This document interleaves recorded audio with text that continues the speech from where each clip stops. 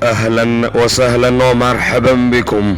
Hii ni simulizi ambayo inaeleza historia ya mtu ambaye aliyeutafuta umaarufu, fedha kupitia sanaa, lakini baadaye aliachana na umaarufu huo, akaachana na fedha hizo, akaachana na sanaa hizo kwa ajili ya kumrudia Allah.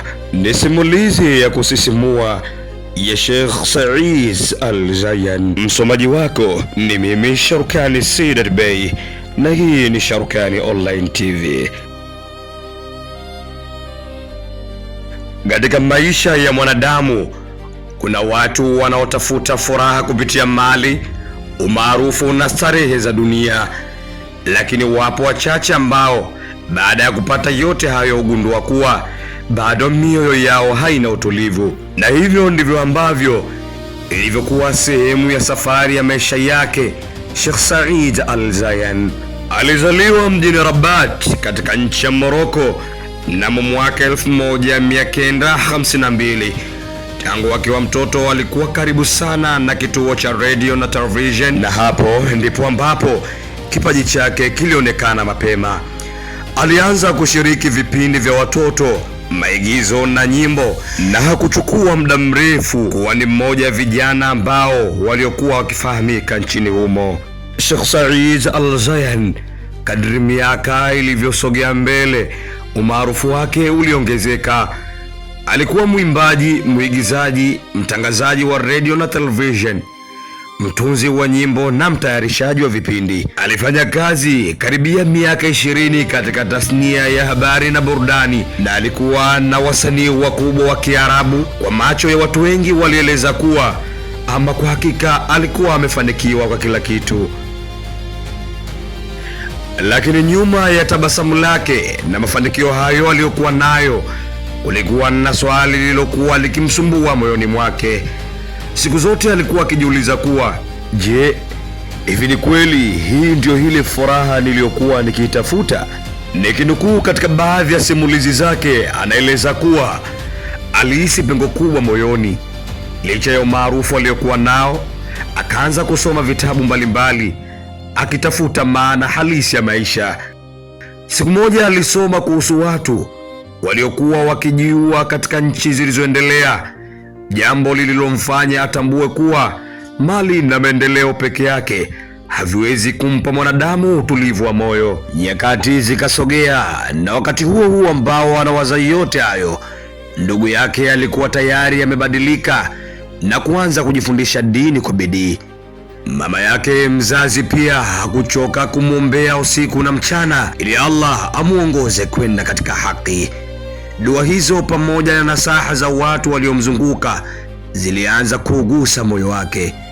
Hatimaye mwishoni mwa mwaka 1984 alifanya uamuzi ambao uliwashangaza wengi.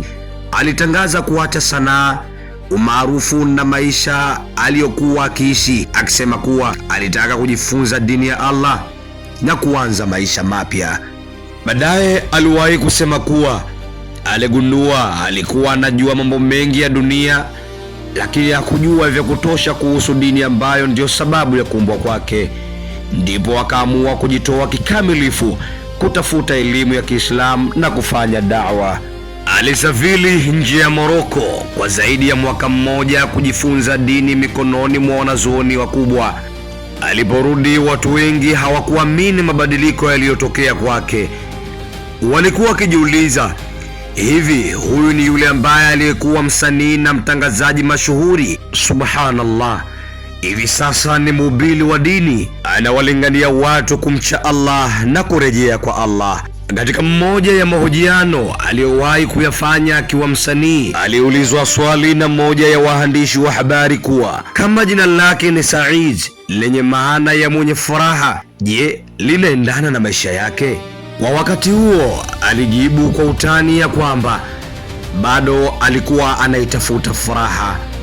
Miaka kadhaa baadaye, mara baada ya kutubia kwake, alimwandikia mwandishi huyo akisema, sasa nimepata furaha na nimeipata katika dini ya Allah na kuwalingania watu kumwelekea Allah. Baada ya hapo aliendelea kutoa mihadhara na hutuba katika nchi mbalimbali, akiwahimiza watu kutafuta furaha ya kweli kupitia imani, elimu na utiifu kwa Allah. Mara kadhaa watu huomba mwisho mwema, na wallahi kwa upande wake Sheikh Said Al-Jayhan wallahi aliupata mwisho mwema. Mnamo mwaka 2009 alifariki dunia kutokana na ajali ya barabarani baada ya maisha marefu aliyoyatumia katika dawa na juhudi za kuleta mageuzi mema. Hitimisho ni kwamba kisa cha Sheikh Said Al-Jayhan kinatukumbusha kwamba mafanikio ya dunia yanaweza kumpa mtu sifa na mali, lakini si lazima yampatie utulivu wa moyo. Kwa mujibu wa simulizi yake mwenyewe, aligundua kwamba furaha aliyokuwa akiitafuta kwa miaka mingi aliipata aliporejea kwa Allah na kujifunza dini yake. Sharukani Online TV tunakuletea simulizi zenye mafunzo na historia ya kweli kwa ajili ya kujenga jamii yenye maarifa. Nashusha chini kalamu wanangu, Monaga Kundungu Kumeyo Mwanja. Makala hii imetayarishwa na mimi Fahali ya Nekani Family, Ruangwa wilayani Mandarawe Ndokatani na Chinyimba mabegani nyumbani kitovu ndo kilikozikwa. Ni mimi mwanafunzi wa Ihya Islamic Education Center Kiloba Soko, Sharukani Sadat Bey kupitia Sharukani Online TV.